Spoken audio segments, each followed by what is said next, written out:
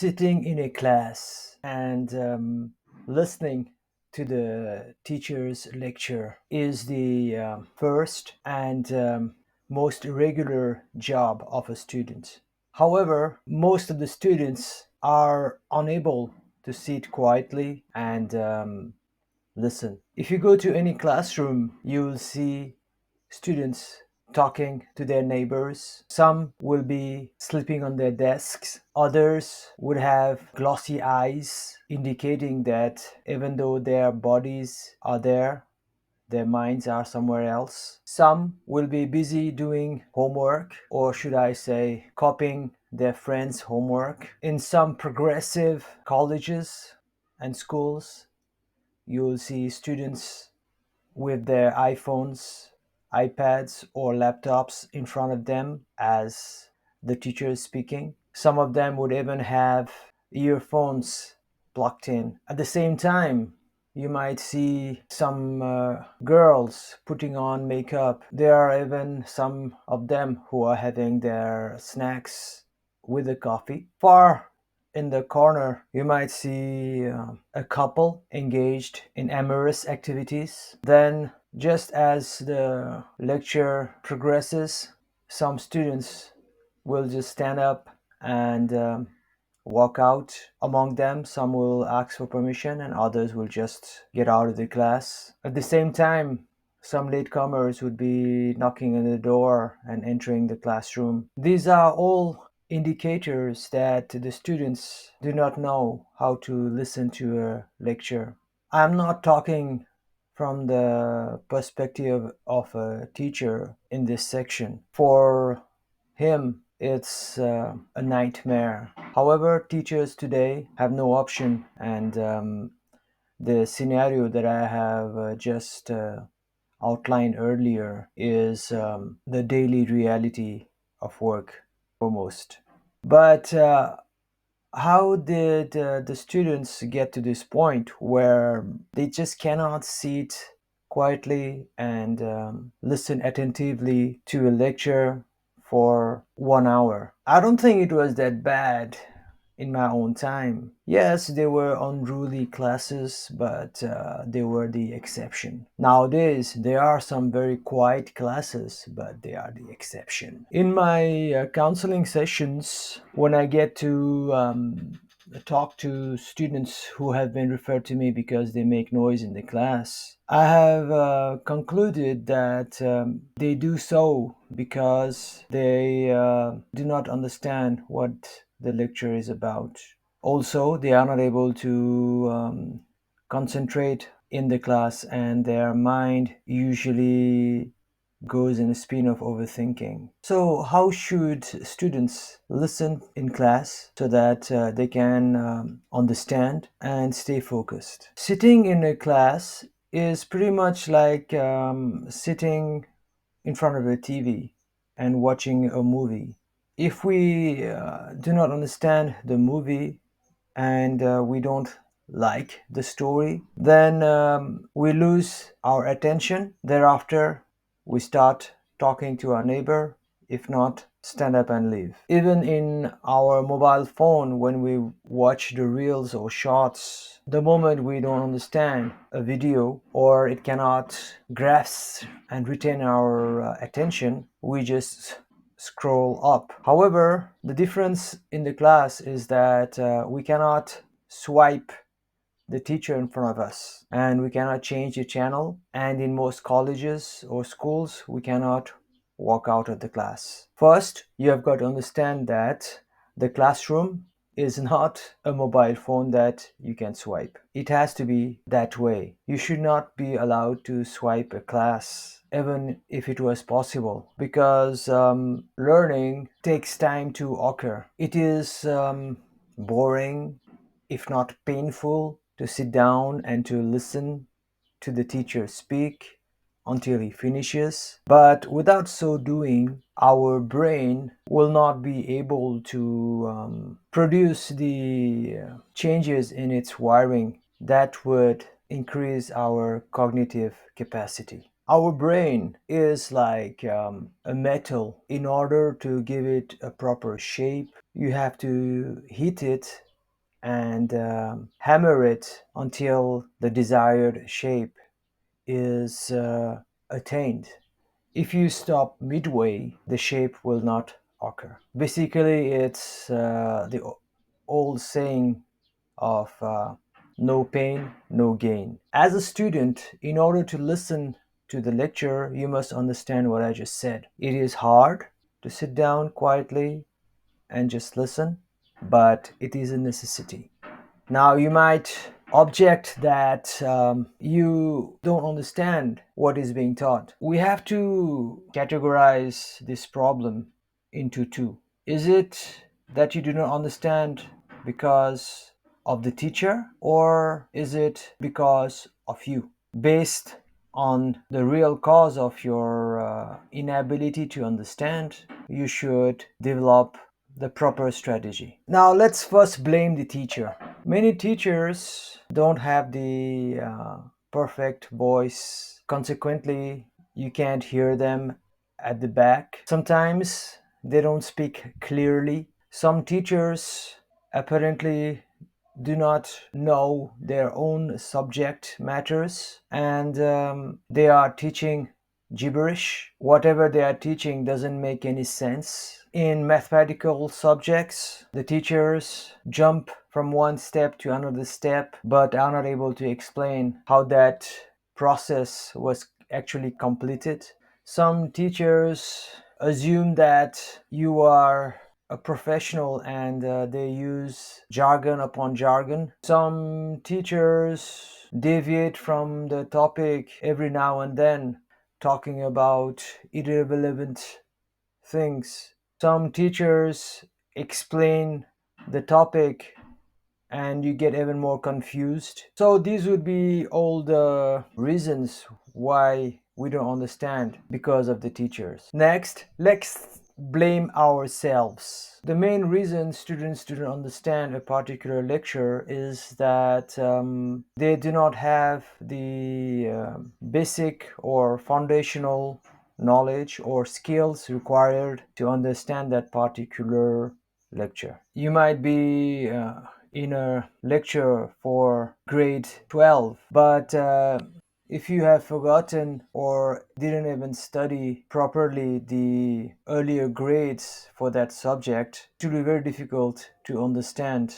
For you, it will be like entering a cinema hall at the middle of a movie being played. You would not know who are the characters and how they got to that particular point, what is the plot, and so on. Basically, you will be lost. Other reasons from your side could be that you are disturbed because of something that happened at home or with your friends. Your mind is all over the place. Also, you might be overwhelmed with some feelings like anger, infatuation, or even betrayal. Then the third category of causes that prevent you from understanding a lecture is noise. You might be the source of the noise, or your friends might be the source of the noise. Sometimes the classroom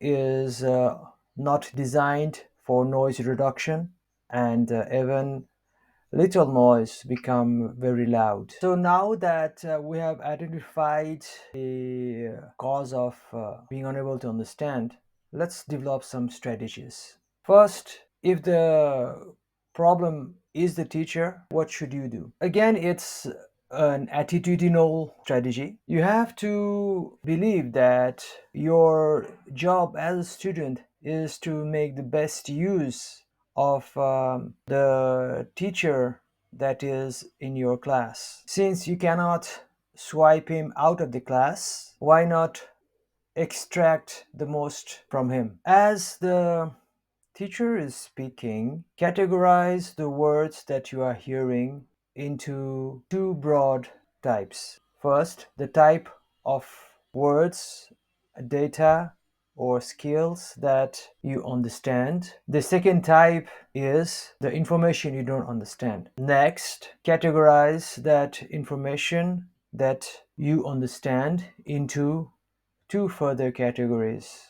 The first one is the data that is new to you. The second one is the data that is old to you. Next, use the four-brain approach as you are listening. Most of what teachers talk are usually about the various terms, notations, rules, and tasks related to your subject. There is a start, a middle, and an end. There'll usually be a heading, then the teacher will explain that heading, and then there will usually be a summary of what he just said. Once you are able to figure out this particular block of lectures, you'll be able to be attentive even when the speaker is boring or is speaking too softly. You will know whether you did not understand because the start was bad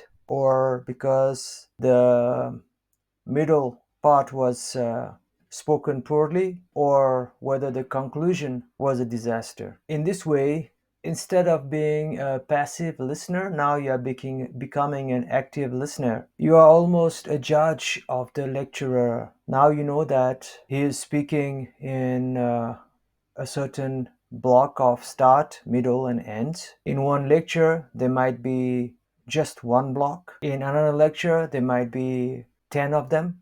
You might be able to understand one block and not understand another block. And it's okay. When you do not understand some information, ask yourself some questions. Where did that data come from?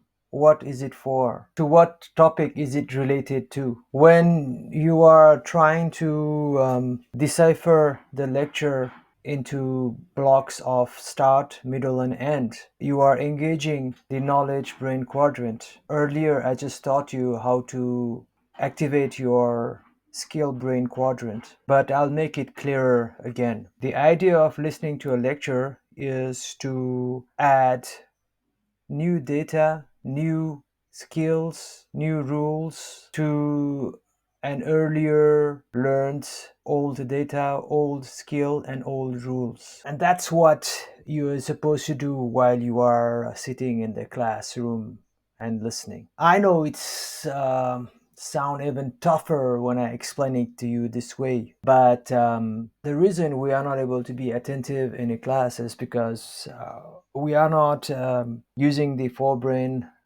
learning approach in the classroom. We are just listening passively. So if you try to follow my advice here, I can guarantee that even if there is noise in the class, you will be totally zoomed in to the lecturer. On top of that, as you are listening, if you are able to activate your information brain quadrant and think about how the lecturer is related to daily life, then you will be totally engrossed in the subject. Of course, a good teacher would do that particular linking of the topic to the daily life of students. However, we all know that most of the teachers do not have that capacity or inclination. Just try it by yourself.